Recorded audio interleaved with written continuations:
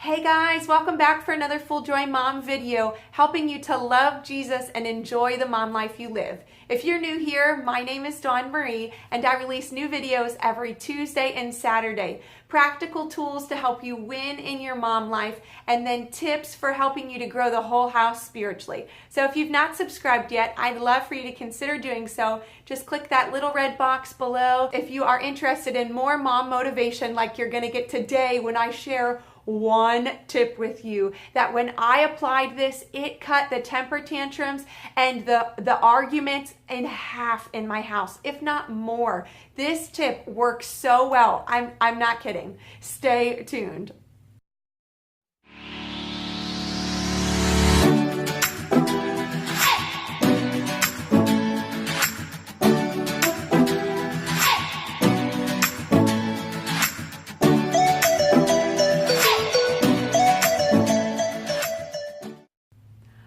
Guys, you might be like, what? There is no way that this is going to cut temper tantrums in half, but I am so serious. It might have even decreased it by like 75% in my house. When I first heard about this principle, it was from a book called Love and Logic Parenting. I'll stick a link below.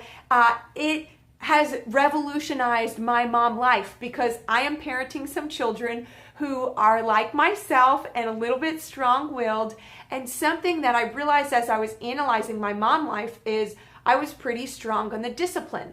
I, still require my children to obey when I tell them something. Delayed obedience is disobedience, and God requires us to obey Him. I require my children to obey me. So I haven't gone away from that, but what I've realized is that control is like a boomerang. The more that you give out, the more you're going to give back.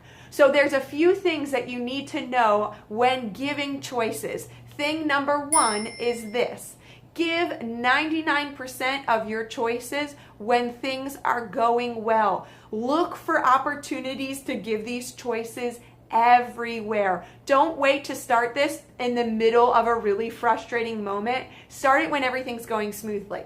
Thing number two is only give two choices. I heard this in sales actually. The confused mind says no. So if you're overwhelming a client in sales with too many options, they're just going to say no.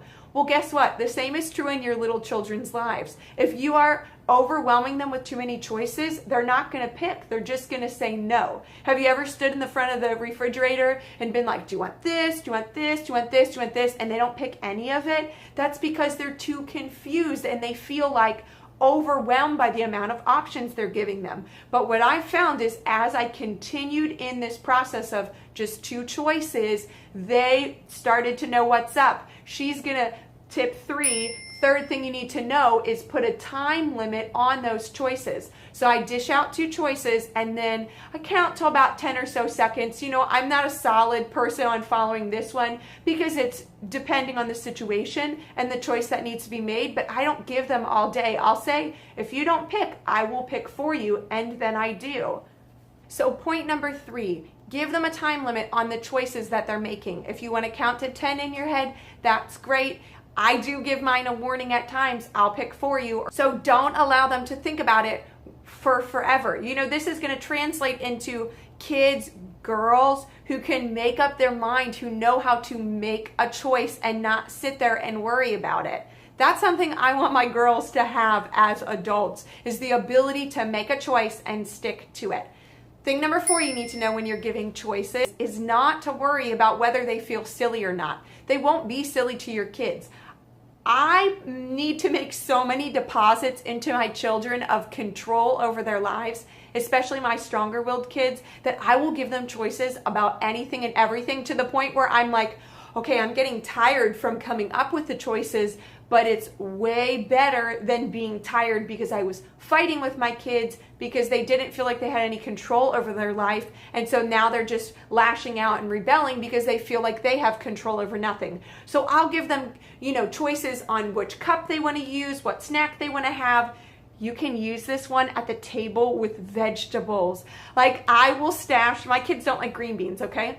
I will stash green beans in the refrigerator in a Tupperware container, and I will bring them out 4 or 5 nights in a row, knowing full well nobody's gonna eat the green beans. I just have them there as like the decoy vegetable so that they will eat the real vegetable. So I will make everybody's plates up for dinner, and then I'll ask each kid, would you like to have the green beans or the peas? Next night, would you like to have the green beans or the broccoli? Next night, would you like to have the green beans or the carrots? You get the point. They will be so happy to eat that other food because it wasn't like, here's your whole meal, broccoli's for dinner tonight, you better eat it, you need to eat it, you need to eat it. They feel a sense of control. Now, obviously, if they're coming back with things like, I don't want that, I don't like either of those, then you get to pick for them. Okay, mommy will pick for you.